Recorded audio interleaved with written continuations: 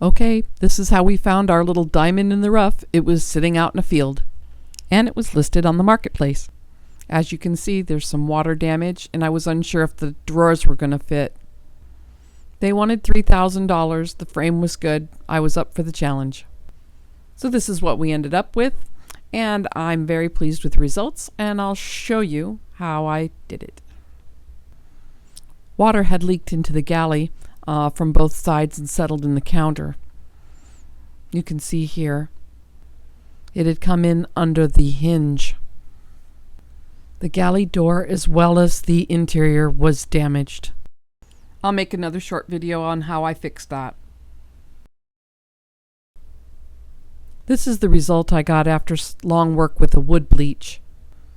I was still unhappy with the result, so I decided to paint. Everything had to be sanded, including the galley lid. After a thorough vacuuming, it was time to use a tack cloth and get every piece of lint out of that trailer. I decided on an enamel undercoat. I started with a foam brush but ended up with artist brushes.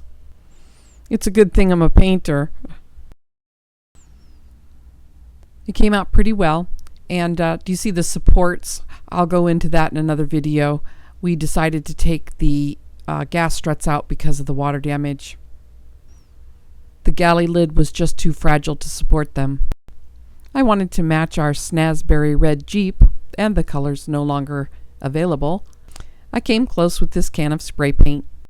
Okay, I opted not to spray paint, thinking there would be a lot of overspray and it would be too hard to get into the cubbies.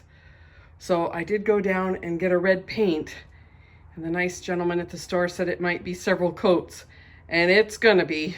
The color does dry onto the cardboard somewhat correctly, so we'll just see how many coats I can get on it.